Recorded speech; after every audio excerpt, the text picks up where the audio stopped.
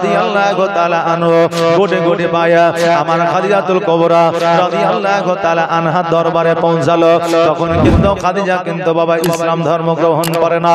খাদিজা কিন্তু তখন রাদিয়াল্লাহু তাআলা আনহা ছিলেন না, তখন ইসলাম ধর্ম সম্পর্কে খাদিজা বুঝতো না, নবী মুস্তাফাকে চিনতো না। ওই খাদিজা দরবারে যাইয়া আমির হামজা বলল, আমাদের রানী, ওই আমাদের বাদশাহিনী, আজকে আমার একটা ভাতিজা আছে, আমার ভাতিজাকে তুমি কি কোনো কাজ দিতে পারবা? তোমার দরবারে কি কোনো কাজকর্ম আছে?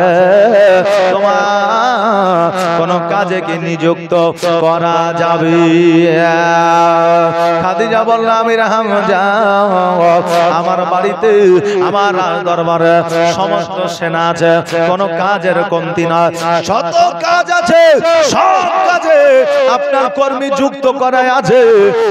আমির হামজা শোনো, তোমার ভাতিজা যদি কাজ করতে চায়, একটা সিট খালি আছে, একটা কাজের কর্মী না, যে কাজটা হলো ছাগল বকরি চড়ানো। ওই ছাগল বকরি একটা নয়, দুইটা নয়, চার চারটা রাখালে চড়াইতো। ওই ছাগলগুলোকে চারটা রাখালে সামলাইতে পারে নাই বলে আজকে ওই রাখালগুলো, আজকে ওই কর্মীগুলো কাজ ছেড়ে দিয়ে পালিয়েছে। এখনো পর্যন্ত আরবের মধ্যে দেখবেন এই প্রথাটা আছে। আমাদের ভারতের, বাংলাদেশের যারা দেখবেন আরবে কাজের জন্য যায়, কর্মের জন্য যায়, অনেকে দেখবেন ছাগল দুম্বা চড়াতে যায়, কথা বলেন না, দুম্বা উট চড়াতে যায়। তো দেখবেন যে একটাই রাখাল আর দেখবেন শত শত দুম্বা আর উট দিয়ে দিয়েছে। আবার যদি একটা হারিয়ে যায় তো তার আবার ভিসা বাতিল হয়ে যাবে, যতক্ষণ পর্যন্ত তার দাম না দিবে। আবার তার উপরে হয়তো কেসও হয়ে যেতে পারে, কথা বুঝলেন কিনা বেরাদার? এই আইনটা বাবা এখনো পর্যন্ত এই দেখেন আরবের মধ্যে আছে। খাদিজা বলল, এই আমির হামজা শোনো, আজকে একটা কাজ খালি আছে, ছাগল বকরি চড়ানো। তোমার ভাতিজা যদি ছাগল বকরি চড়াইতে পারে, সেই কাজের মধ্যে যুক্ত করে দাও। আমির হামজা বলল, রানী গো, আজকে আমার ভাতিজা 18 বছরের যুবক, আজকে ওই কাজ হয়তো করতে পারবে না।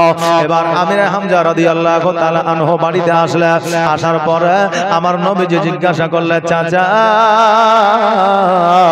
আমার জন্য কি কোনো কাজ পাওয়া গেল? আমার জন্য কি কোনো কর্ম পাওয়া গেল? আমির হামজা বলল, কোনো কাজ পাওয়া গেল না। আমার নবীজি মুখটাকে যেন নিচু করে নিয়ে বলতেছে, চাচা গো, একটা কাজের কি ব্যবস্থা হইল না? আমার নবীজির মনটা খারাপ দেখিয়া আমির হামজা বলল, ভাতিজা একটা কাজ খালি আছে, যে কাজটা হলো ছাগল চড়ানো, ওই কাজটা হয়তো তোমার দ্বারা সম্ভব হবে না। নবী আমার বলে, চাচা গো, কোনো কাজই ছোট হয় না, আমি নবী ওই কাজ আমি করতে চাই। চাচা আমির হামজা নবীজিকে বলল, মোহাম্মদ, আজকে তোমার আব্বা নাই, তোমার মা না, আজকে তোমাকে ওই কাজের মধ্যে যদি যুক্ত করে দিই, তোমার কি কোনো ব্যথা বেদনা, তোমার বুকে কোনো রকমের কি চিন্তা ভাবনা আসবে না? নবী আমার বলে, চাচা গো, আজকে আমার মনের মধ্যে চিন্তা ভাবনা কেমন করে আসবে? কারণ আপনারা যেই ভালোবাসা আমাকে দিয়েছেন, যে মহব্বত আমাকে দিয়েছেন গো চাচা, আমি নবী কোনদিন ভুলব না। আজকে আমার নবী বলে, চাচা গো, আজকে যাদের মা নাই, যাদের বাবা নাই, রাস্তার মাঝে যারা ঘোরাঘুরি করে, যাদের দেখভাল করার মতো কেউ থাকে না, তাদের দেখাশোনা একমাত্র আমার আল্লাহ করে, ফেরেশতাদের মাধ্যম দিয়ে। জোরে বলেন সুবহানাল্লাহ। আপনাকে একটা উদাহরণ দিয়া যায়, দেখবেন আপনার সন্তান, আমার সন্তান কত সুন্দরভাবে লালিত পালিত হয়, জীবনে কোনোদিন নোংরায় যায় না, ধুলোবালি লাগে না, সর্বদা পরিষ্কার পরিচ্ছন্ন চপ্পল পায়ে দিয়ে চলে। কিন্তু মাসে মাসে তাদেরকে ডাক্তারখানা নিয়ে যেতে হয়, কখনো সর্দি লাগে, কখনো পায়খানা হয়, কখনো বাবা কফ জমে যায়, কখনো মাথা যন্ত্রণা করে, কখনো বাবা দেখবেন কোনো না কোনো সমস্যা হয়ে যায়। কিন্তু যে বাচ্চাটার মা নাই, যে বাচ্চাটার বাবা নয়, সর্বদা ধুলোবালি মেখে থাকে, ভালো পোশাক পায় না, চপ্পল পায় না, সবসময় অবহেলিত ভাবে থাকে, দেখবেন ওই বাচ্চাটার কোনো রোগ বালা হয় না। কেননা ওই বাচ্চাটার দেখাশোনা স্বয়ং আমার আল্লাহ করে ফেরেশতাদের মাধ্যম দিয়া। এই জন্য বলছে রাস্তার ধারে এতিম বাচ্চা, জোরে বলেন সুবহানাল্লাহ। আর রাস্তার ধারে এতিম বাচ্চা কেন বসে কান্দে রে, আরশের পায়া হিলে রে। রাস্তার ধারে এতিম বাচ্চা কেন বসে কান্দে রে, আরশের পায়া হিলে রে। আর রাস্তার ধারে এতিম বাচ্চা বসে বসে কেন আজ কান্দিয়া যা, আর খোদা তাআলা ডেকে তামা ফেরেশতাদের তাই তো কয়, ফেরেশতাদের তাই তো কয় তাড়াতাড়ি করে তোমরা, তাড়াতাড়ি করে তোমরা নাও না কোলে তোলে রে, আরশের পায়া হিলে রে। রাস্তার ধারে এতিম বাচ্চা, রাস্তার ধারে এতিম বাচ্চা কেন বসে কান্দে রে, আরশের পায়া হিলে রে। আর রাত পোহালো দিন ফুরালো, আর তো সময় না, আর নাই গো পিতা নাই গো মাতা, কোথায় গেলে মোরা শান্তি পায়, কোথায় গেলে মোরা শান্তি পায়। থাকতো যদি পিতা মাতা, থাকতো যদি পিতা মাতা, দুঃখ যেতাম ভুলে রে, আরশের পায়া হিলে রে। রাস্তার ধারে এতিম বাচ্চা কেন বসে কান্দে রে, আরশের পায়া হিলে রে। আল্লাহুম্মা সাল্লি আলা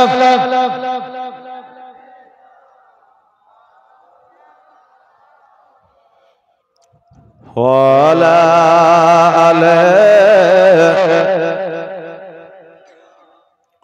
মৌলানা মুহাম্মদ। বাবাজি আমার ভাইরা, আমার নবী মুস্তাফা সাল্লাল্লাহু তাআলা আলাইহি ওয়াসাল্লাম বললেন, আমি ওই ছাগল বকরি চড়ানোর জন্য প্রস্তুত আছি, রাজি আছি। আমার নবীজিকে লইয়া খাদিজার দরবারে গিয়ে হাজির হইলেন। খাদিজা বললেন, আমি রে হামজা শোনো, তোমার ভাতিজা যখন রাজি আছে আগামী কালকে থেকে কাজে যুক্ত হয়ে যাবে, ছাগল বকরি চড়ানোর জন্য চলে যাবে। দেখবে আমি মাসের শেষে ঠিক আমি বেতন দিয়ে দিব। পরের দিন আমার নবী মুস্তাফা সাল্লাল্লাহু তাআলা আলাইহি ওয়াসাল্লাম একখানা আশায় লইয়া, অর্থাৎ লাঠি লইয়া আমার নবী যেন খাদিজার দরবারে হাজির হয়ে গেল। ছাগল বুঝায় দিল, কোনে কোনে বার করে দিল। আর খাদিজা বলে দিল, মুহাম্মদ আজকে এতগুলো ছাগল দিলাম, এতগুলো ছাগলই আবার যেন ফিরে পায়, গনে গনে আবার ঘরের মধ্যে ঢোকায় দিবে। ছাগলের দুম্বার পেটগুলো যে খালি আছে, একটা ছাগলের পেট যেন খালি না থাকে, প্রত্যেকটা ছাগলের পেট যেন পূরণ হয়ে যায়। আহারে কর্ম করা কত সোজা নয়। আজকে যারা বিদেশে কাজ করে 10 তলা 12 তলা 5 তলা উপরে ঝুলে ঝুলে বাবা ভাড়াতে কাজ করে, আর দিনের শেষে 1000 টাকা 1200 টাকা 500 টাকা লইয়া 3 মাস 6 মাসে একত্রিত করে বাড়িতে নিয়ে আসে। আর বাড়িতে নিয়ে আসার পরে বাড়ির মানুষজন মনে করে অতি সহজে টাকাটা বাড়িতে এসেছে, কিন্তু কত কষ্ট করে এসেছে ওই যুবকই জানে। আজকে আমরা জলসা করি, করে কিছু পয়সার জন্য আজকে জলসা করে ইসলামের খিদমত করার জন্য, আজকে জলসা করে সমাজের আপনার সেবা করার জন্য। এবার কিছু মানুষ করে বক্তারা বেশি পয়সা কামায়, যে বেশি পয়সা কামায়, কিন্তু বাবারে জীবনের মূল্য পয়সা চাইতে বেশি না কম? এই বেশি না কম? বেশি। বাবারে আমরা যে একটা জায়গা থেকে আর একটা জায়গা যাই, আজকে রাত্রি জেগে জেগে ড্রাইভারেরা আপনার কত যে কষ্ট করে গাড়িটা চালায়। দেখবেন যদি কোনো অ্যাক্সিডেন্ট হয়ে যায়, ওই অ্যাক্সিডেন্ট হওয়ার কারণে যদি কোনো দুর্ঘটনা ঘটে যায়, তাহলে কি অসুবিধা কার হবে? আমারই হবে। যেমন আজকে আস্তে আস্তে বললেন এত জাম এত ভিড়, যে আগে যে গাড়িটা ছিল আজকে ব্রেক করেছে আর আমার ড্রাইভার কন্ট্রোল করতে পারেনি, যায় ধাক্কা, সঙ্গে সঙ্গে আপনার ধোঁয়া উঠতে লাগলো, এসির যে তার ছিল মনে হয় কেটে গেছে, আমার গাড়ির সামনেটা দেখবেন একবারে টেপা হয়ে গেছে।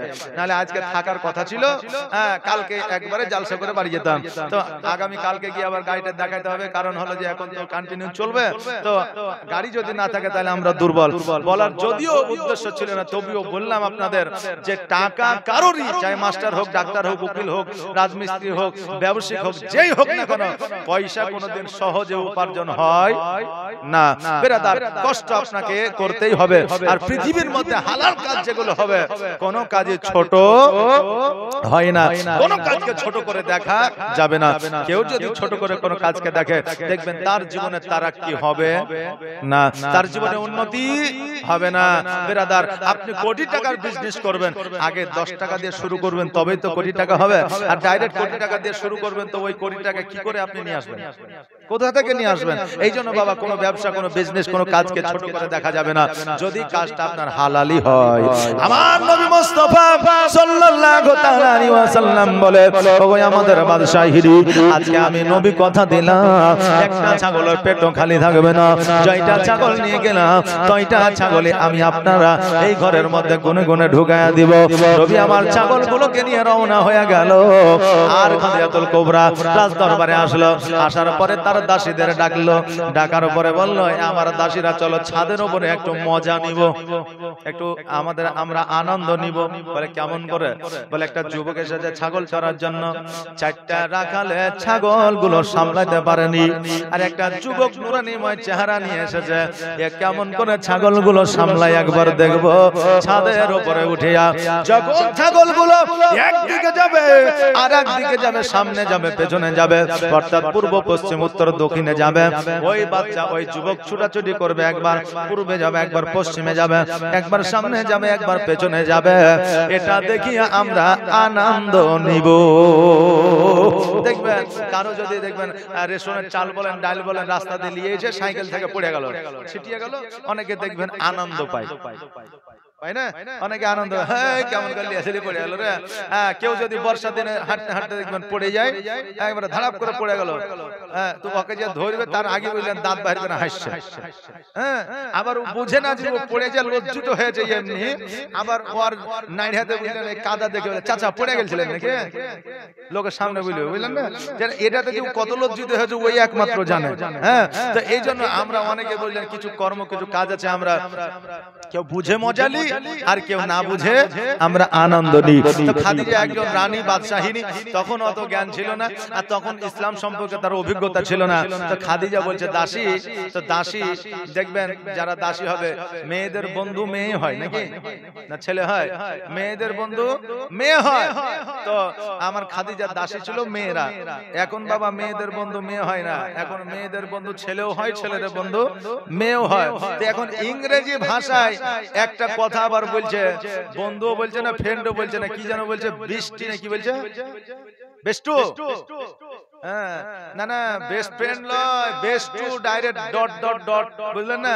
তো বলছে আমার বেস্ট টু, সুবহানাল্লাহ। তা আমাদের এখন বর্তমানে মায়েদের বললেন পুরুষ বন্ধু হয়েছে, পুরুষদের মেয়ে বন্ধু হয়েছে ব্রাদার, তবে মেয়েদের বন্ধু মেয়েরাই হয়, ছেলেদের বন্ধু ছেলেরা হয়। ইসলাম শরীয়ত কোনোদিন আপনার মেনে নেয় না, প্রাধান্য দেয় না। এটা কোনো রুলস নিয়ম নাই যে ছেলে আপনার কোন মেয়েকে বন্ধু করতে পারবে, এরকম কোনো অপশন নাই। এরকম কোনো সুযোগ নাই বিরাদার মিল্লাত ইসলামিয়া। কিন্তু আমরা এখন নিউ জেনারেশন, একটু আগে বলছিলাম না যে আমরা এখন আপডেট হয়েছি, তো এমন আপডেট হয়েছি, এই আপডেটের কোনো কাজ আমাদের নাই, হয় না। বিরাদার খাদিজাতুল কুবরা রাদিয়াল্লাহু তাআলা আনহা দাসীদেরকে লইয়া ছাদের উপরে গেল, আর ছাদের উপরে যাইয়া ডান দিকে তাকায়, বাম দিকে তাকায়, পেছনে তাকায়, নবীকে দেখা যায় না, সামনে তাকায়, নবীকে দেখা যায় না, শুধু ছাগল দেখা যায়, দুম্বা দেখা যায়, বকরি দেখা যায়, কিন্তু নবীকে দেখা যায় না। খাদিজা লক্ষ্য করে দেখলো মোহাম্মদ কোথায় গেল, কোথায় গেল। আজকে ছাগলগুলা কত বদমাইশি করে না, কারো জমিতে লাগে না, কোথাও যায় না, দৌড়াদৌড়ি করে না, ছোটাছুটি করে না। আজকে রাখাল ছাড়া ছাগলগুলো এত সুন্দর পরিবেশে চরণ করে আমি এর আগে কোনোদিন দেখি নাই। জোরে বলেন সুবহানাল্লাহ। এবার ছাদের উপরে উঠিয়া ঘোরাঘুরি করছে, আর যেন লক্ষ্য করে দেখছে, দেখতে দেখতে লক্ষ্য করে দেখছে যেন আমার নবী মুস্তাফা সাল্লাল্লাহু তাআলা আলাইহি ওয়াসাল্লাম একটা বাবলা গাছের নিচে হাতের উপরে মাথা দিয়া লাঠিখানাকে পাশে রাখিয়া যেন চোখ দুটাকে বন্ধ করে আরাম করছে। জোরে বলেন সুবহানাল্লাহ। খাদিজা রাদিয়াল্লাহু তাআলা আনহা উনি যেন আপনার হতভম্ব হয়ে গেলেন, অবাক হয়ে গেলেন, চারটা রাখালে সামলাইতে পারে না, আর নবী একাই ছাগলগুলো সামলায়, তাও আবার শুয়ে থাকিয়া, এটা কেমন করে সম্ভব? দাসীদেরকে বলে, দাসীরে এই যুবক কিন্তু সাধারণ যুবকের মতো যুবক নয়, নিশ্চয় এর মধ্যে কোনো অলৌকিক আপনার কাহিনী আছে, দৃশ্য আছে। এবার বাবা খাদিজাতুল কুবরা রাদিয়াল্লাহু তাআলা আনহা যেন আপনার তাকায়া তাকায়া নবীজির দিকে লক্ষ্য করে যেন দেখতে আসে। দেখবেন কোন নতুন জিনিস যখন দেখবেন, ওই জিনিসটার দিকে আপনার চেয়ে চেয়ে থাকবেন না, থাকেন না, থাকে। খাদিজা দেখতেছে আমার নবীকে, হঠাৎ করে দেখছে যেন একটা মস্ত বড় সাপ আমার নবীজির মাথার উপরে ফনা তুলেছে। সঙ্গে সঙ্গে খাদিজা সৈন্যদের ডাক দেয়, আরে সৈন্যরা জলদি করে লাঠি লইয়া যা, ওই দেখ মোহাম্মদ আমিরে হামজার ভাতিজা শুয়ে আছে বাবলা গাছের নিচে, একটা সাপে ফনা তুলেছে, যে কোনো মুহূর্তে দংশন করে দিতে পারে, জলদি করে যা আর সাপটাকে তোরা মেরে আয়। এবার সৈন্যরা লাঠি নিয়ে লোটা নিয়ে যেন ছুটতে আরম্ভ করেছে। আমার নবীর কাছে যখন পৌঁছে গেছে, দেখছে যেন নবী আরাম করছে, সাপ যেন দেখা যায় না। এবার সৈন্যদের হট্টগোল দেখে নবী আমার চোখটা খুলে বলতেছে, কি ব্যাপার, এখানে কেন তোমরা, কিসের জন্য? বলে তোমার মাথার উপরে একটা সাপ ছিল। বলে তোমরা দেখেছো? বলে না। আমার নবী বলল, এই জায়গায় কোনো সাপ নাই, তোমরা রাজপ্রাসাদে ফিরে যাও। সকল সৈন্যরা রাজপ্রাসাদে বাবা ফিরে আসলো। আমার নবীজি এইভাবে ছাগল বকরিগুলো সন্ধ্যা পর্যন্ত চরণ করিয়া এবার বাড়িতে নিয়ে আসলো। রাজপ্রাসাদে আপনার গনে গনে যেন ঢোকায় দিল, একটা ছাগল বকরিও কম না, আর একটা ছাগলের পেটও খালি না, সব ছাগলের পেট পূরণ হয়ে গেছে। খাদিজা অবাক হইয়া মুহাম্মদ সাল্লাল্লাহু তাআলা আলাইহি ওয়াসাল্লামকে ডাক দিয়া বলল, এ যুবক শোনো রে, আজকে এত রাখাল বাকাল আমার দরবারে কাজকর্ম করেছে, কেউ এত সুন্দরভাবে ছাগল চড়াইতে পারে না, কেউ কোনো ছাগলের পেট পূরণ করতে পারে না। আজকে ছাগলগুলো এত বদমাইশি করেছে, কোনো না কোনো ছাগলের ক্ষয়ক্ষতি হয়েছে, কিন্তু আজকে কোনো ছাগলের ক্ষয়ক্ষতি হয় না, বদমাইশি করে না। আজকে তোমার মধ্যে যে অলৌকিক দৃশ্য দেখলাম, এটা আমি দেখে নিজেকে আমি বিশ্বাস করতে পারছি না। আমার নবী বলে, খাদিজা তুমি আমাদের বাদশাহী, আজকে যেটা আপনি দেখেছেন ওইটা আলবাত্তা সত্য। জোরে বলেন সুবহানাল্লাহ। কারণ আমার নবীকে যারা স্বপ্নের মাধ্যমে দেখে, তারা কোনোদিন ভুল স্বপ্ন দেখে না, কারণ নবীর ডুপ্লিকেট পৃথিবীর মধ্যে কোনো শয়তান করতে পারবে না। আমার নবী মুস্তাফা বলতেছেন, তুমি যেটা দেখেছো ওটা সত্য। বলেন সাপটা কেন আসলো? বলে খাদিজা, আমি যখন ওই বাবলা গাছের নিচে শুয়েছিলাম, সাপটা আমার মাথার উপরে ফনা তুলেছিল ঠিকই, কিন্তু ওই সাপটা ফনা তুলেছিল আমাকে দংশন করার জন্য নয়। ওই বাবলা গাছের পাতার উপর দিয়া সূর্যের আলো পড়তেছিল। ওই সাপটা যখন দেখেছিল, আমার নবী মুস্তাফা পার, মুখের উপরে সূর্যের আলো পড়ছে, নবীর আরাম করতে অসুবিধা হচ্ছে। এই জন্য ওই সাতটা পানা তুলি আর সূর্যের আলোটাকে আড়াল করেছিল, যাতে আমার আরাম হয়ে যায়। জোরে বলো সুবহানাল্লাহ। মেঘ মাথায় ছায়া করে মোর নবীজির মাথাতে, জোরে বলেন সুবহানাল্লাহ। মেঘ মাথায় ছায়া করে মোর নবীজির মাথাতে, আর সাপ এসে হাওয়া করে দয়ার নবীর গায়েতে। মেঘ মাথায় ছায়া করে মোর নবীজির মাথাতে, আর সাপ এসে হাওয়া করে দয়ার নবীর গায়েতে। তাকিয়ে দেখেন দয়ার নবী, তাকিয়ে দেখেন দয়ার নবী, রহমতের খাজানা, আর দিন দুনিয়ার বাদশা সেজে তাজদারে মদিনা। তাই হালিমা তোমার কোলে, তাই হালিমা তোমার কোলে কে এসেছে দেখো না, আর দিন দুনিয়ার বাদশা সেজে তাজদারে মদিনা। মরুভূমির গরম বালু নরম পায়ে হাত বোলায়, জোরে বলেন সুবহানাল্লাহ। মরুভূমির গরম বালু নরম পায়ে হাত বোলায়, আর সূর্য এসে উকি মেরে মুখ দেখে তার লজ্জা পায়। মরুভূমির গরম বালু নরম পায়ে হাত বোলায়, আর সূর্য এসে উকি মেরে মুখ দেখে তার লজ্জা পায়। চাঁদের মতো চাঁদ পেয়ে, চাঁদের মতো চাঁদ পেয়ে আর আমি না রইলে না, দুনিয়ার বাদশা সেজে তাজদারে মদিনা। তাই হালিমা তোমার কোলে, তাই হালিমা তোমার কোলে কে এসেছে দেখো না, আর দিন দুনিয়ার বাদশা সেজে তাজদারে মদিনা। আল্লাহুম্মা সাল্লাল্লাহু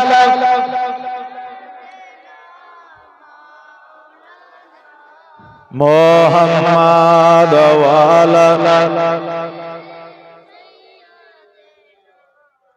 মাওলানা মুহাম্মাদ সাল্লাল্লাহু আলা মুহাম্মাদিন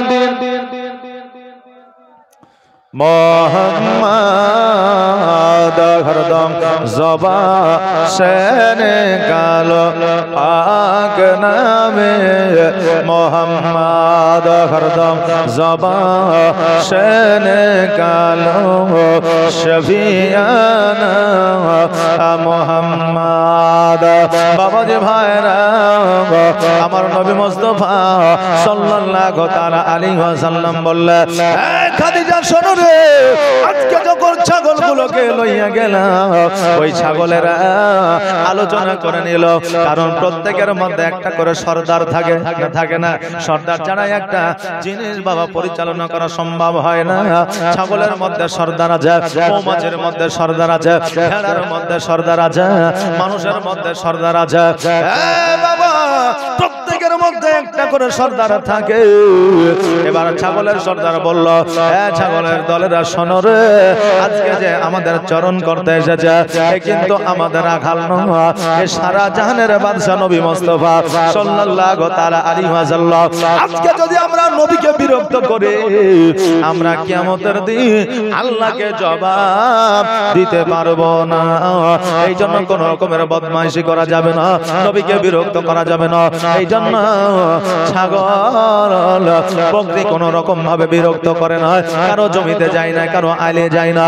ওগো খাদিজা, আজকে ছাগলেরা এত সুন্দর ভাবে চরণ করেছে, কারণ নবীর ওসিলা আমার আল্লাহ তাবারাক তাআলা ওই ঘাসের মধ্যে এত মিষ্টান্ন দিয়েছে, এত মধু দিয়েছে, ছাগল আনন্দ ফুর্তি করে খেয়েছে। জোরে বলেন সুবহানাল্লাহ। আমার নবীজি বললে, আমাদের বাদশাহী নেই খাদিজা, আজকে থেকে কথা দিলাম, তোমার ছাগলের একটা ছাগলেরও পেট খালি থাকবে না। খাদিজা বলল, মুহাম্মদ তোমাকে ছাগল চড়াইতে হবে তোমাকে কে বলেছে? আমি খাদিজা কথা দিলাম যে আগামী কালকে থেকে তোমাকে ছাগল চড়াইতে হবে না, আগামী কালকে থেকে আমি খাদিজা তোমাকে সেনাপতির দায়িত্ব খানা দিলাম। আমার নবী বলতেছে খাদিজা আমি যদি সেনাপতির দায়িত্ব খানা নিই, আজকে যে সেনাপতি আছে সে কোথায় যাবে, তার কর্ম কি হবে, তার বেতনের কি অবস্থা হবে, তার পরিবার কিভাবে চলবে? আজকে আমার নবী কেমন শিক্ষা দিয়েছে দেখা।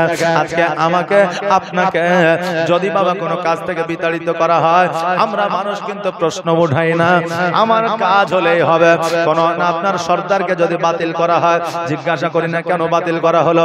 আমাকে আপনাকে যখন জায়গা দেওয়া হয়, এক বাক্য রাজি আছে, মসজিদের ইমামকে তাড়িয়ে দেওয়া হয়, পরবর্তী যখন ইমাম আসে ওই ইমাম জিজ্ঞাসা করে না কেন গেল, যদি এইভাবে যায় আমি থাকবো না, আমিও চলে যাবো, এই কথা বলে না, আমার হলে হবে। কথা বললেন না? এই জন্য বাবা নবীর শিক্ষা কিন্তু এটা নয়। আমার নবী যে বললে খাদিজা আজকে একজনকে সেনাপতি থেকে বাদ দিয়া আমি নবী সেনাপতি হইতে পারবো না। খাদিজা বলল মুহাম্মদ তোমাকে কে বলেছে ওই সেনাপতিকে আমি বাদ দেব? ওই সেনাপতি থাকবে কাজে নিযুক্ত, যে কাজের মধ্যে আছে সে কাজের মধ্যেই থাকবে। আর আজকে তোমাকে আমি সেনাপতি রাখবো বুদ্ধিবিদ্যা দেওয়ার জন্য।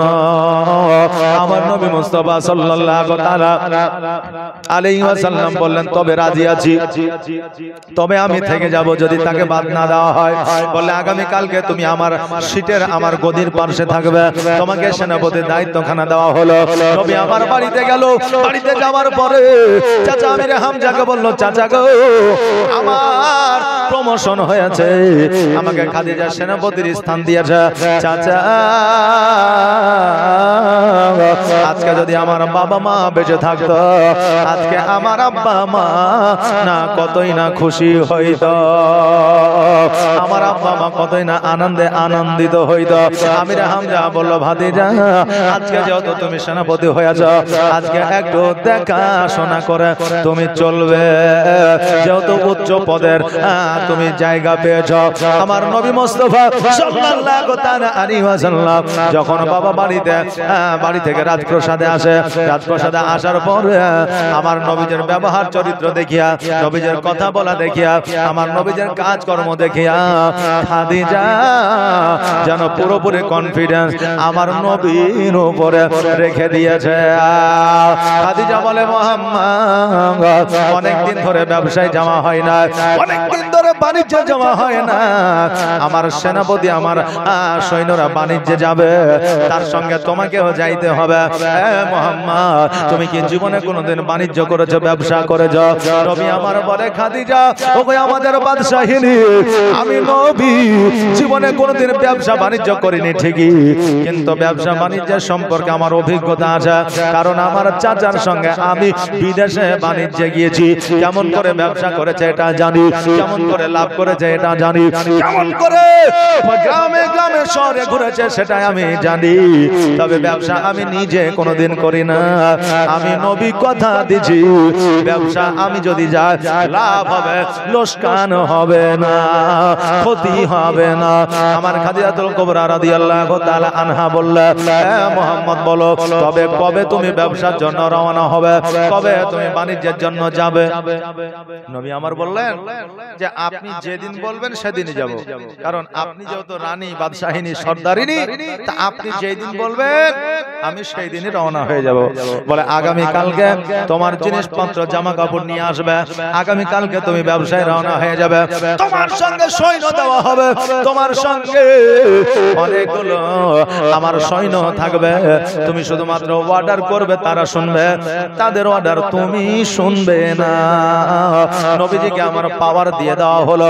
এবার আমার নবী মুস্তাফা সাল্লাল্লাহু তাআলা আলাইহি ওয়াসাল্লাম পরের দিন যেন চাচার কাছ থেকে আপনার অনুমতি নিয়ে খাদিজার দরবারে হাজির হয়ে গেল।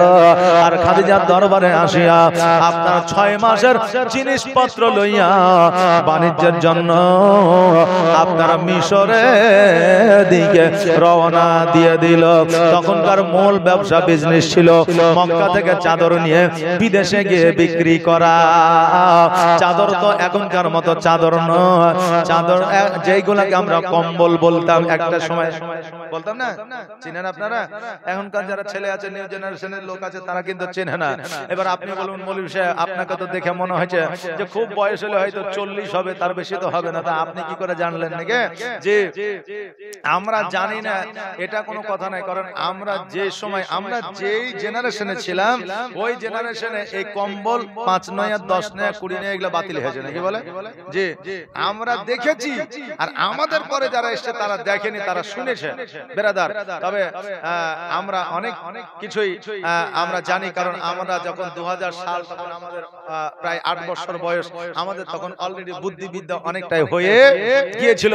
আর যত উন্নতি 2000 সালের পরে নাকি বলে, 2000 সালের পরে যত উন্নতি বেরাদার। আজকে আমার নবী মুস্তাফা সাল্লাল্লাহু আলাইহি সাল্লাম মক্কা থেকে বাণিজ্যে ব্যবসায় গেল মিশরে, আপনার কম্বলের ব্যবসা করতে। তখনকার এটাই মেন ব্যবসা ছিল, চাদর বিক্রি করা। এবার বাবা সৈন্যদের নিয়ে যখন আপনার রাস্তা দিয়ে চলতে আরম্ভ করলো, এবার সামনে যাওয়ার পরে 3টা রাস্তা দেখা যায়, ডানে একটা রাস্তা, বামে একটা রাস্তা, সামনে একটা রাস্তা। এবার আমার নবীজি বলতেছে সামনে রাস্তা দিয়ে চলো। সঙ্গে উমাইয়া ছিল। উমাইয়া বলল, মুহাম্মদ তুমি জীবনে কোনোদিন বাণিজ্যে আসো না, ব্যবসায় আসো না, সেনাপতির দায়িত্ব হঠাৎ করে তুমি পেয়েছো, আজকে তুমি তোমার পাওয়ার দেখাতে যাও না। সামনে রাস্তা দিয়ে যেতে তুমি যেতে চাও, ওটা দিয়ে রাস্তা নয়, পুরো রাস্তা ব্লক হয়ে গেছে। একটা সময় রাস্তা ছিল, ওই রাস্তাটায় বেশি ডাকাতি হতো, ছিনতাই হতো, এই জন্য মানুষ ওই রাস্তা দিয়ে চলাফেরা আর করে না।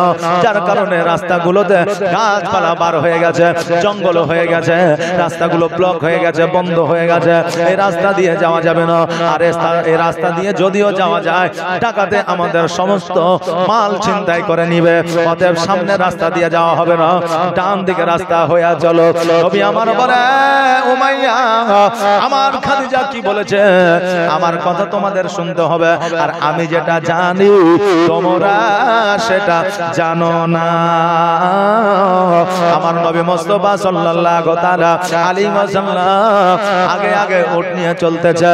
খোদার কসম করে বলি রে বাবা, যেই রাস্তাগুলোতে জঙ্গল হয়ে গিয়েছিল, লতা পাতা আপনার বার হয়ে গিয়েছিল, আমার নবী আগে আগে চলে।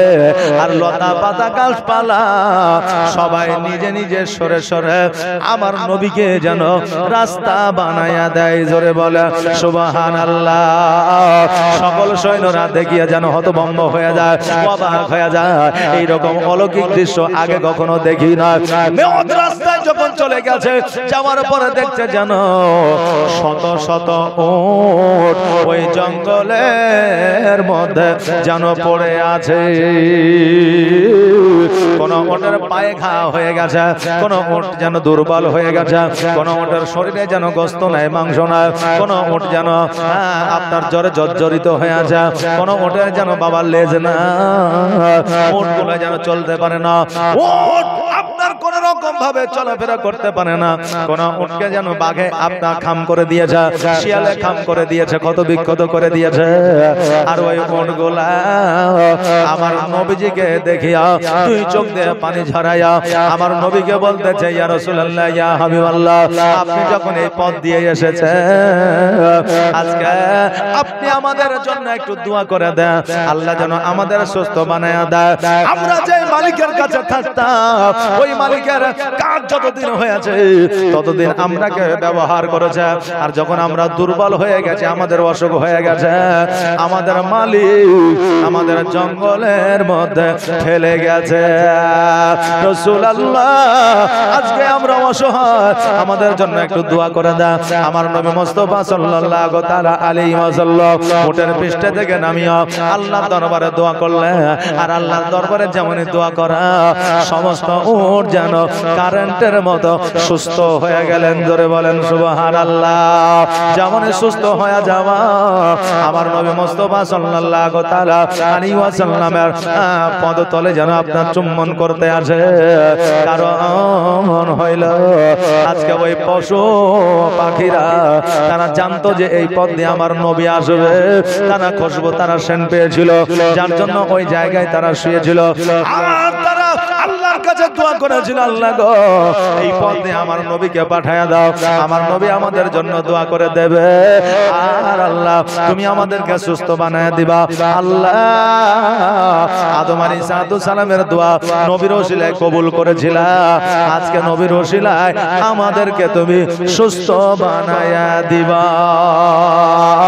কারণ হইল নবী স্বপ্নের মাধ্যমে আসবে, এটা আমি জানি আপনি জানি, কিন্তু বাবার নবী তখনই আসবে যখন নবীর প্রতি আপনার মহব্বত থাকবে।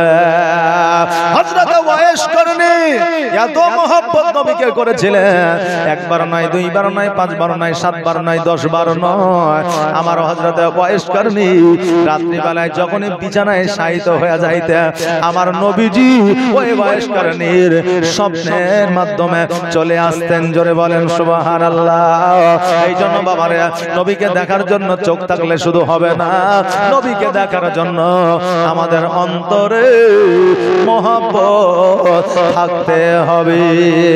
নবীর প্রেমে পাগল হইলে, নবীর প্রেমে পাগল হইলে আমার আল্লাহ তাআলা খুশি। নবীর দরুদ পড়ো দিবানিশি, নবীর দরুদ পড়ো দিবানিশি। জোরে বলেন ইয়া রাসূলুল্লাহ। নবীর প্রেমে পাগল হইলে, নবীর প্রেমে পাগল হইলে আমার আল্লাহ তাআলা খুশি। নবীর দরুদ পড়ো দিবানিশি, নবীর দরুদ পড়ো দিবানিশি। ও কি নবীর প্রেমে পাগল হইলে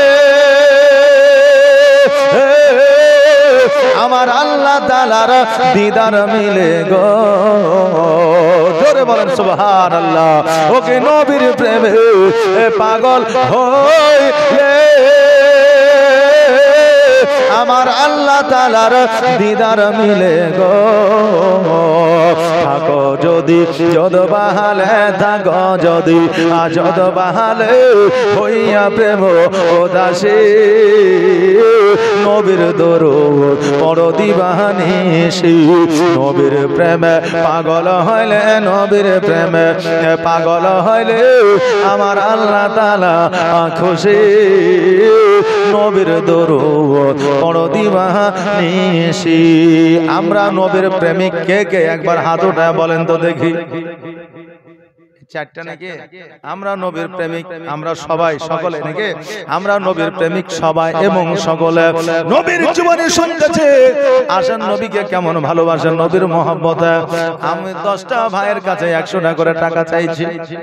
10টা ভাই এখানে আছেন, 10টা ভাই 100 টাকা করে টাকা একটু চটজলদি করে দিয়ে দেন। ধার বাকির কোনো সিস্টেম নাই বাবা যে পরে দিয়ে দেবেন, তা নাই। একজন যুবক 200 টাকা দিয়ে গেল। সুবহানাল্লাহ, জাযাকাল্লাহ, মাশাআল্লাহ, বারাকাল্লাহ। এই ভাই একটু আসেন তো চটজলদি করে। কারণ হলো আমরা সবাই জানি হিসাবে কাঁচা কিন্তু কেউ হইল নাকি, যে এখন প্রত্যেকের মোবাইলে ক্যালকুলেশন আছে, কিছু হলে মাথা কাটাতে হয় না, ফাটাফাট ক্যালকুলেশন করে দেয় ব্রাদার। তাই বলবো যে এই দেখেন এত বড় একটা প্যান্ডেল হয়েছে, তারপরে মাইক আছে, বক্তা আছে, দেশের আলেম ওলামা আছে ব্রাদার, একটা খরচার ব্যাপার আছে। তাই আমি বলবো যে 10টা ভাই আমার 100 করে টাকা, একটু তাড়াতাড়ি করে। 100 টাকা বেশি নাকি? বেশি বলিনি তো, 100 টাকা একটু চট করে আসেন তো। সুবহানাল্লাহ। এই দেন কি নাম? এই বেনামে তো ভাই আমার, এই দেখেন 100 টাকা দান করেছে, জাযাকাল্লাহ, মাশাআল্লাহ। একটা হলো, আর 9টা আসেন তো। আর আমার মায়েদেরকে বলবো, মা এই দেখেন কালকে একটা মা আমার 500 টাকা দিয়েছে, তাই আপনাদের একটা কথা আমি বলে দিয়েছি, 2টা বাকি ছিল, আজকেও 3টা মা আমার 500 টাকা করে দেন তো একটু তাড়াতাড়ি। তাহলে আজকে যদি আমার মায়েরা 3টা মা আমার যদি 500 টাকা করে দেয়, আমি এই মাকে, এই মায়েদের একটা মশলা আমি শিখিয়ে দিয়ে যাব যে আমার মায়েরা এই দেখেন মুখ মানে ঠোঁটে লিপস্টিক দিতে পারবে কিনা, টিপ পরতে পারবে কিনা, তারপরে মেকআপ করতে পারবে কিনা, চোখের ভুরু শেভ করতে পারবে কিনা, আর চুল ছোট করতে পারবে কিনা। ইমরান, এই দেখেন ইমরান 100 টাকা দান করেছে। আর 8টা ভাই আমার একটু আসেন, এই মা জননী একটু তাড়াতাড়ি করে আসেন, একটু জলদি করে আসেন। হ্যাঁ সুবহানাল্লাহ সুবহানাল্লাহ। আর 5টা মা আমার 200 টাকা করে দেন তো। 5টা মা আমার যদি 200 টাকা করে দেয়, তাহলে আমি এই মায়েদেরকে বলে দিয়ে যাব যে মায়েদের মধ্যে এমন একটা রোগ আছে যে রোগটার লক্ষণ হলো জান্নাতি হওয়ার লক্ষণ। জোরে বলেন সুবহানাল্লাহ। এই রোগটা যে মায়ের মধ্যে আছে, এই মা জান্নাতি, এটা আপনার জান্নাতি রোগের লক্ষণ। শামিম 100 টাকা দিয়েছে। আর 7টা ভাই আমার আসেন তাড়াতাড়ি। হ্যাঁ তাহলে আমি এই রোগটার কথা আমি বলে দিয়ে যাব। সুবহানাল্লাহ সুবহানাল্লাহ জাযাকাল্লাহ। 5টা মা আমার 200 টাকা করে একটু চট জলদি। এই কমিটি ছেলেরা মায়েদের দিকে একটু জানতো, মায়েরা তো আসতে পারবে না। চাদর না, এমনি মায়েদের দিকে একটু ঘুরো, মায়েরা দিবে। চাদরটা লাস্টে যাবে, চাদরটা লাস্টে যাবে। দু একটা কমিটি এই মায়েদের মধ্যে থাকো, মায়েদের দিকে থাকো, দেখো মায়েরা অবশ্যই দিবে। এই ভাই আরে দেখেন 7টা ভাই আমার 100 টাকা করে একটু তাড়াতাড়ি করে আসেন, জলদি করে আসেন। 100 টাকা তেল মোটরসাইকেলে ঢুকিয়ে আমরা ঈদের দিনে ঘোরাঘুরি করে ফালতু নষ্ট করে দিয়েছি। আজ 100 টাকা এই নবী মুস্তাফা সাল্লাল্লাহু আলাইহি সাল্লামের জীবনীতে দিয়ে যান। মারে আজকে লক্ষ্মী ভান্ডারের টাকা তুলে নিয়ে এসেছি, আর নিয়ে আসার পরে লাতিকে দিয়েছি, পোতাকে দিয়েছি, জামাইকে দিয়েছি, বেটিকে দিয়েছি। আজকে এই জালসাতে দিয়ে যান। আজকে জামাই নিয়েছে, পোতা নিয়েছে, লাতি নিয়েছে, আপনার শেষ করে দিয়েছে। আজকে জালসায় দিয়ে যাবেন তো এর বাদাওলাত কিয়ামতের দিনে পাবেন। জোরে বলেন সুবহানাল্লাহ। আজকে বেশি লাইমা 200 টাকা করে টাকা একটু জলদি করে দিয়ে যান, একটু তাড়াতাড়ি করে দিয়ে যান। কি নাম? জুবাইল। এই দেখেন জুবেল, এই দেখেন 100 টাকা দান করেছে। 4টা হয়েছে, 6টা একটু তাড়াতাড়ি করে আসেন তো, একটু তাড়াতাড়ি করে আসেন। আর 6টা ভাই আমার একটু জলদি করে আসেন। সুবহানাল্লাহ সুবহানাল্লাহ। আমার প্রাণের মুশাররফ সুবহানাল্লাহ। এই দেখেন মুশাররফ হোসেন সাহেব 100 টাকা দান করেছে। আর 5টা ভাই আমার একটু তাড়াতাড়ি করে আসেন। আমার প্রাণের কি নাম গো? এই দেখেন বেনামে, এই দেখেন 2টা ভাই আমার 200 টাকা দিয়ে পাঠাইয়া।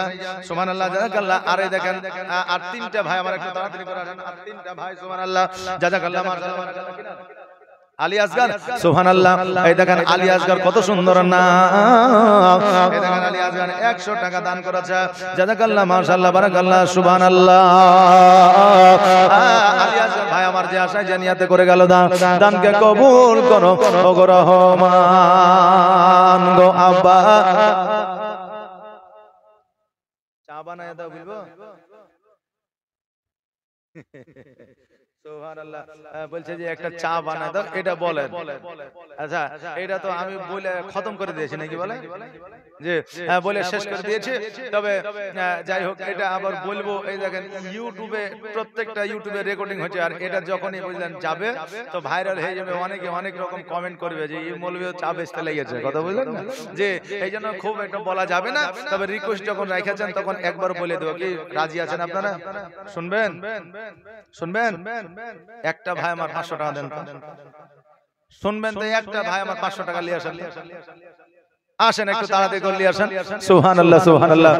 জাযাকাল্লাহ মাশাআল্লাহ। একটু তাড়াতাড়ি করেন গো। আব্বা চলে যেও না গো, আব্বা ছেড়ে যেও না গো, আব্বা ভুলে যেও না।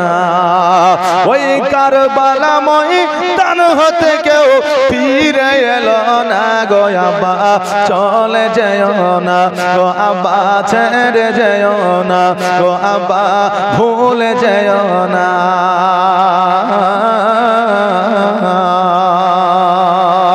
ওই কারবালা আজ রক্তে লাল লাল হয়ে যায়, তার আগুন জলে বুঝি আমার কলি যায় গো, আব্বা আমার কলি যায়। জোরে বলেন সুবহানাল্লাহ। ওই কারবালা আজ রক্তে লাল লাল হয়ে যায়, তার আগুন জলে বুঝি আমার কলি যায় গো, আব্বা আমার কলি যায়। আর তো সহা যায় না আব্বা এত বেদনা গো, আব্বা চলে যেও না গো আব্বা ভুলে যেও না গো আব্বা রেখে যেও না ওই কারবালা ময়দান হতে গো ফিরে এলো না গো আব্বা চলে যেও না গো আব্বা ভুলে যেও না গো আব্বা তুমি যেও না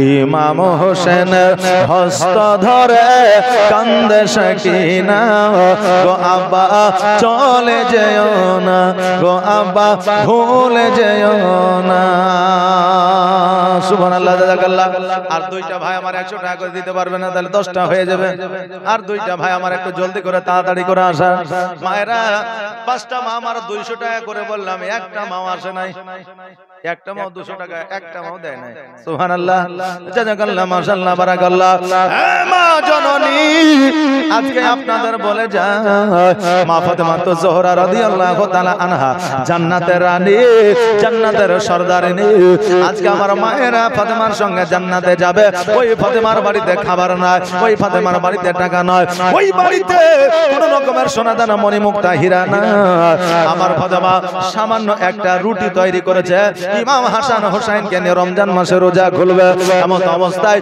ফকির দরবেশ এসে হাজির হয়েছে দান চাওয়ার জন্য আমার ফাতেমা নিজের সন্তানকে না খাওয়ায়া নিজে না খাওয়ায়া স্বামীকে না খাওয়ায়া ওই রুটি খানা ফকির মিসকিনকে দিয়ে দিলেন জোরে বলে সুবহানাল্লাহ এরাই ছিল দানি ঘরের দানি সন্তান রে মা আজকে তুমি যদি দান করে যাও ফাতেমার সঙ্গে তুমি জান্নাতি হবে জোরে বলে সুবহানাল্লাহ তাই মারে আর দেরি না করে 5টা মা আমার 200 টাকা করে একটু তাড়াতাড়ি করে দিয়ে যান তো একটু জলদি করে জাযাকাল্লাহ মাশাআল্লাহ বারাকাল্লাহ আপনাদের জন্য খাস করে দোয়া করে দিয়ে যাবো আর দুইটা বাপজি আমার 100 টাকা করে 200 টাকা একটু তাড়াতাড়ি করে আসেন একটু জলদি করে আসেন আর যদি না আসেন তাহলে আপনাদের লস নাকি বলে আমার আবার কি লস বলে যতক্ষণ না দিবেন ততক্ষণ আমি চাহিদি থাকবো নাকি যে জীবনের দিকে আগা যাবে না আর যত তাড়াতাড়ি দিবেন আমি চাহা বন্ধ করে দিয়ে নেওয়া বন্ধ করে দিয়ে জীবনে শুরু করে দিব আর না হলে বলতে লাগবো একটা চা বানাও আমার জন্য একটা চা বানাও আমার জন্য আদা দিও এলাচি দিও চিনি দিও সামান্য একটা চা বানাও আমার জন্য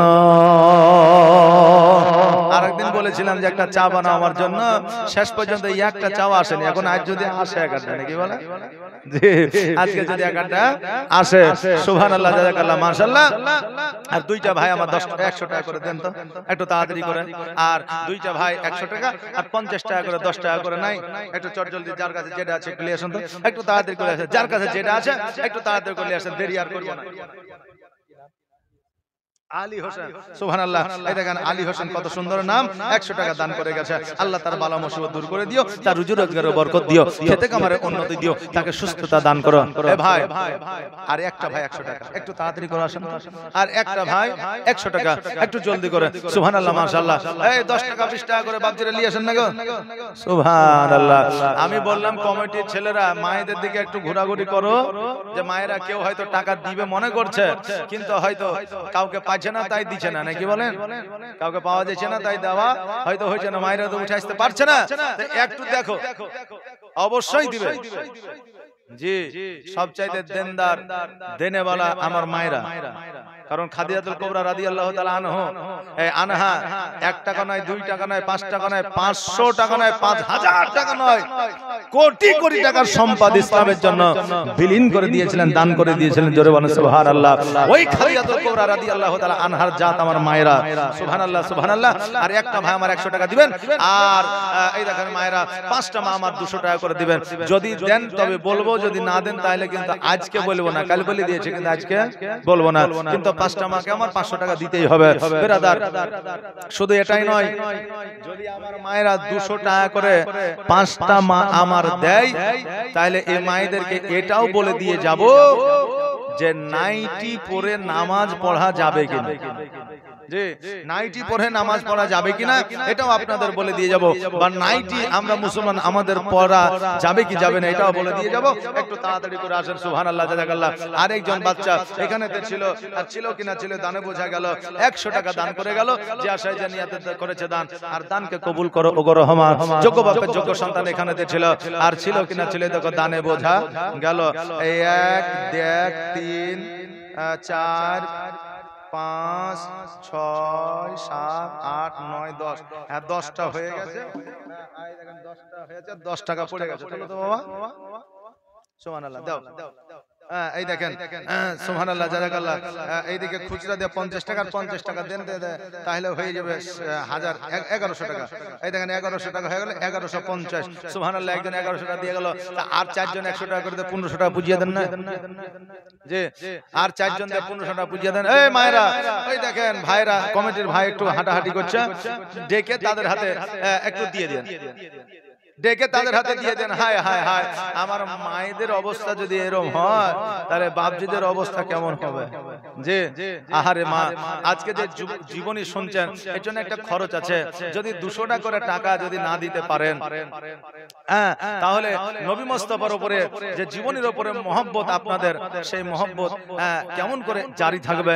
কারণ নবীর মহব্বতে মানুষ জীবন পর্যন্ত দিয়ে দিয়েছে, আর আমরা এমন মহব্বত করি যে 200 টাকা দিতে পারি না, যে এমন মহব্বত করি যে 200 টাকা দিতে পারি না। হায় হায় হায়, কারণ যে আমার নবী মুস্তাফা সাল্লাল্লাহু আলাইহি সাল্লামের কাছে একজন গেলেন সাওয়ালি, যাওয়ার পরে বললেন, হুজুর আমি আপনার কাছে এসেছি কেন? বলে কিছু নেওয়ার জন্য। বলে কি নিবা? বলে যদি কিছু আমাকে কি বলে কিছু আমাকে যদি টাকা পয়সা দিতেন, তাহলে আমার মেয়েটার বিয়ে দেওয়া হতো।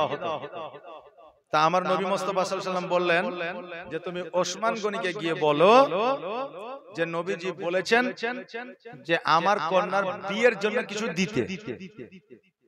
তো ওই সাওয়ালি ওসমান গনির কাছে গেলেন, যাওয়ার পরে দেখছেন প্রত্যেকটা মানুষ টাকা নেওয়ার জন্য লাইন দিয়ে দাঁড়িয়ে আছে। মানে ওসমান গনি রাদিয়াল্লাহু তাআলা আনহু একটু ধনী ছিলেন, টাকা পয়সাওয়ালা ছিলেন, তো যারা কর্ম করেছে তাদেরকে মিটাচ্ছেন টাকা, ক্যাশ বাক্স তিনার কাছেই আছে। তো ওই ব্যক্তি যে দাঁড়িয়ে আছে চুপ করে, আর তাদেরকে ধমকাচ্ছে না টাকা দিচ্ছে, এই কাজ ঠিকঠাক হয়নি, খেজুরের ডালগুলো ভালো করে ছাটিসনি, কি করে টাকা নিস, মানে যাই হোক মালিকের যেটা কাজ হয় আর কি সেভাবে দিচ্ছে। তো ওই লোকটা ভয় আবার নবীর কাছে ঘুরে চলে গেছে, বলে 10টা টাকা 5টা টাকা কাউকে বাড়িয়ে দিচ্ছে না, ধমক দিয়ে তাড়িয়ে দিচ্ছে, আর আমার মেয়ের জন্য বিয়ের জন্য অনেক টাকা লাগবে, আমাকে কি দিবে? তো নবীজি বললে শুধু আমার কথা গিয়ে বলো, তুমি ভয় করছো কেন? আবার গেল, যাওয়ার পরে ওসমান গনির কাছে দাঁড়িয়েছে। ওসমান গনি বলে, যাই তুমি বারবার আসছো চলে এসেছো, তুমি কি বলছো বলো তো আগে। তো বলছে আমাকে রাসূলুল্লাহ পাঠালেন আমার মেয়ের বিয়ের জন্য কিছু দিতে বলেছে। তো ওসমান গনি রাদিয়াল্লাহু তাআলা আনহু বাক্সটাকে খুলে দিলেন আর বললেন, তোমার যতটা দরকার তুমি নিয়ে যাও। জোরে বলবেন না সুবহানাল্লাহ। তোমার যতটা দরকার তুমি নিয়ে যাও। হাতে পয়সা তুলে নিয়েছে টাকা, বলছে হুজুর একটা কথা বলবো, বেয়াদবি মাফ করবেন। বলে বলো। বলে কাউকে 1টা টাকা বেশি দিচ্ছেন না, যেটা মজুরি সেটাই দিচ্ছেন, আবার বকা দিচ্ছেন, অথচ আমাকে আমি যেমনই বললাম আর তেমনই বলছে তোমার যত দরকার নিয়ে যাও। ওসমান গনি বললে, শোনো, যে লোকগুলোকে আমি টাকা দিচ্ছি এই হিসাবটা আমাকে কিয়ামতে দিতে হবে, আর আজকে যে টাকা তুমি নিয়ে যাচ্ছ এই হিসাব আমাকে লাগবে না, যেহেতু তুমি রাসূলুল্লাহর কথা বলেছো। জোরে বলেন সুবহানাল্লাহ। আর তোমার মেয়ের বিয়েতে কত টাকা লাগবে এটা আমি জানি না, তাই তোমাকেই উঠাতে বললাম যে তুমি উঠিয়ে নিয়ে যাও, যাতে কিয়ামতের নালিশ না করতে পারো যে আমার মেয়ের বিয়েতে 5000 টাকা খরচা হইবে কিন্তু আমাকে দিয়েছিল 2000, এই কথাটা যেন বলতে না পারো। এজন্য আমি তোমাকে দায়িত্ব দিলাম, তোমার যত খুশি তুমি উঠিয়ে নিয়ে যাও। জোরে বলেন সুবহানাল্লাহ। তো এরাই তো নবীর আশিক ছিল, এরাই তো নবীর প্রেমিক ছিল, এরাই তো নবীকে প্রেম করনে वाला ছিল। আহারে এতক্ষণ পর্যন্ত চেয়েছে মা বোনদের কাছ থেকে 200 টাকা পাইলাম না। সুবহানাল্লাহ, সুবহানাল্লাহ, জাযাকাল্লাহ, মাশাআল্লাহ। এই দেখেন সুবহানাল্লাহ, জাযাকাল্লাহ। আর 4টা ভাই আমার 100 টাকা দিবেন না, এই দেখেন 50 টাকা 10 টাকা 20 টাকা। এই মায়েদের দিকে চাদর নিয়ে যাও, হ্যাঁ চাদরটা নিয়ে যান। আর কত চাইবো? চাইলে নাকি বলেন? সুবহানাল্লাহ সুবহানাল্লাহ, জাযাকাল্লাহ, মাশাআল্লাহ, বারাকাল্লাহ। একটু তাড়াতাড়ি করে আসা। দয়ার নবী বিন প্রাণ বাঁচে না, একবার দেখাও না আমার। দয়ার রাসূল বিন প্রাণ বাঁচে না, একবার দেখাও না আমার। ওরে মরু বলে তোরে দয়ার নবী কি গিয়াছে তোর উপরে। ওরে মরু বলে তোরে দয়ার নবী কি গিয়াছে তোর উপরে। মরু বলে গিয়াছে সত্য, মরু বলে গিয়াছে সত্য, কিন্তু নবীর পায়ের রেখা কেন পড়ে না? দয়ার নবী বিন প্রাণ বাঁচে না, একবার দেখাও না আমার। দয়ার রাসূল বিন প্রাণ বাঁচে না, একবার দেখাও না আমার। ওরে রাখাল সনত ভাই, দয়ার নবীজি আমার গিয়াছে কোথায়? রাখাল বলে বুঝি না নবী, রাখাল বলে চিনি না নবী, তোমরা নবী কারে দয়ার নবী বিন প্রাণ বাঁচে না, একবার দেখাও না আমায়। সুবহানাল্লাহ সুবহানাল্লাহ। একটু তাড়াতাড়ি করে চাদরটা ঘুরিয়ে নিয়ে আসবে, কারণ মায়েদের কাছে আর চাইবো না। তবে মায়েদেরকে যে মশলা আমি বলবো বলেছিলাম সেটাও আর বলবো না। কথা বুঝতে পারলেন না? সেটা যে বলবো না, কালকে যদি আমার মায়েরা দেয় তো বলে দেবো ইনশাআল্লাহ। যাই হোক, জাযাকাল্লাহ, মাশাআল্লাহ, বারাকাল্লাহ। বিরাদার, আজকে আমরা কালেকশনে বা অন্য বিষয়ে যে কথাগুলো আমরা বলি, বর্তমানে এই দেখেন ফেসবুক আর ইউটিউবে কেটে কেটে দিয়ে দেখবেন আপনার যেগুলো দেখবেন যে পরিপ্রেক্ষিতে কথাগুলো বলেছি, ওই পরিপ্রেক্ষিতে কথাগুলো কেটে দিয়ে যেগুলো হট কথা, গরম কথা, যেগুলো আপনার ভাইরাল হবে, ওগুলোকে কেটে দিয়ে অনেক সময় অনেকজন ছেড়ে দেয়। কথা বুঝতে পারলেন না? যে আমি এক জায়গায় ওয়াজ করেছিলাম, সেই জায়গাটা ছিল মালখন্ডা, আপনার করণদিঘি। তো ওখানে ওয়াজ করেছিলাম যে আজকাল মেয়েদের মাথায় কাপড় থাকে না, কারণ মেয়েরা মাথায় কাপড় দেয় না। যদি তাদেরকে শ্বশুর শাশুড়ি বলে যে তোমরা মাথায় কাপড় কেন দাও না, তো মেয়েরা বলে যে আমাদের মাথায় কাপড় থাকে না। তো কেন, কেমন করে কাপড় থাকবে? কারণ তুমি চুল কেটেছো ববি কাট, আর চুলগুলোকে সামনে দিয়ে এই নাকের উপর দিয়ে মুখের কাছে নিয়ে এসছো, যে ওখান পর্যন্ত তুমি বিউটি পার্লারে কেটেছো। এবার তুমি রাস্তা দিয়ে যখন চলছো, ওই চুলগুলো তো ওই মুখের কাছে নেমে আসবে, আর যখন নেমে আসবে লাকে ঠেকবে, লাকটা সুরসুর করবে, আর তখন তুমি হাত দিয়ে সরাবে না, একটু স্টাইল করে সরাবে। কেমন করে? মুখে ফু দিয়ে। এমনি করে যখন মারবে ঝাড়ি, চুলগুলো উড়বে, মাথার কাপড়টা নিচে পড়বে। আচ্ছা বলেন, মাথায় কাপড় থাকবে? থাকবে না। তো বাবা এটাকে আপনার ভাইরাল করে দিয়েছে। এখন অনেকে কমেন্ট করেছে, ওখানে আমি দেখলাম, যদিও ইউটিউবের আমি চিনি না, তো অনেকে কমেন্ট করেছে যে আচ্ছা মৌলভী সাহেবের এই কথাটা বলার কি দরকার ছিল, যে শুধু এই ফোমটা মেরেছি ওটাই ছেড়ে দিয়েছে। বলেন আগে পিছে আর কিছু ছাড়েনি। একজন যুবক তার নানিকে নিয়ে গেছে ডাক্তার দেখাতে। নানির শরীর খারাপ, অনেকে নানিকে ভালোবাসে, দাদিকে ভালোবাসে, বাসে না? তো নানিকে নিয়ে গেছে ডাক্তারখানা। এখন ডাক্তার দেখাই এবার টোটোতে করে বাড়ি নিয়ে আসছে। এখন নানি বলছে লাতি রে, আমার শরীর একটু খারাপ করছে, চোখটা একটু বন্ধ করবো, তো টোটোতে আরাম করে চোখটা বন্ধ করতে পারি না। তো বলছে নানি এক কাজ করো, আমার ঘাড়ে মাথা দাও, দিয়ে চোখটা বন্ধ করে একটু আরাম করো, তো তখন বাড়ি চলে যাবো। তো বলে ঠিক আছে। নানি লাতির দেখেন কাঁধে মাথা দিয়ে চোখটা বন্ধ করে আরাম করছে। আর সামনে আরেকজন বুঝলেন যুবক, ও কিন্তু টোটোতে বসেছিল, ও ফারাম করে ফুটুস করে একটা ছবি তুলে নিয়ে ফেসবুকে আপডেট দিয়ে দিয়েছে যে ভালোবাসা বয়স মানে না। যে আপডেট দিয়ে দিয়েছে যে ভালোবাসা বয়স মানে না, তা আগে জানতে হবে যে আসলে কি উদ্দেশ্যে বলছে, আর আসলে ওর মা না চাচি না খালা না নানি না দাদি, এটা দেখতে হবে। এখন দেখবেন প্রথম মেয়ের বিয়ে দিচ্ছে তো জামাইয়ের বয়স আর শাশুড়ির বয়স ধরা খুব মুশকিল হয়ে যায় নাকি বলে। তো ব্যাংকে গেলে আর আপনার ডাক্তারখানা গেলে বা কোনো জায়গায় গেলে কোনো বন্ধু বান্ধবকে যদি দেখেন বহুদিন পরে, তো যায় যে বলেন না ভাবি ভালো আছেন, কারণ ওইটা আবার শাশুড়িও হইতে পারে। যে এখন শাশুড়ির বয়স আর জামাইয়ের বয়স ধরা খুব মুশকিল হয়েছে, কথা ঠিক বলছে না ভুল বলছে? এই জন্য আগে আপনি দেখবেন, জানবেন, ভেরিফাই করবেন যে আসলে ওইটা কে, কথা বুঝলেন না বেরাদার? তাই ভেরিফাই করে আপনার ছাড়ার চেষ্টা করবেন আর সত্যটা প্রচার করার চেষ্টা করবেন। এটাই হলো দ্বীন ইসলামের খিদমত। জোরে বলেন সুবহানাল্লাহ। বাপজি ভাইরা, আমার মায়েরা, আজকে রাস্তা, আজকে এখানে ওখানে সেখানে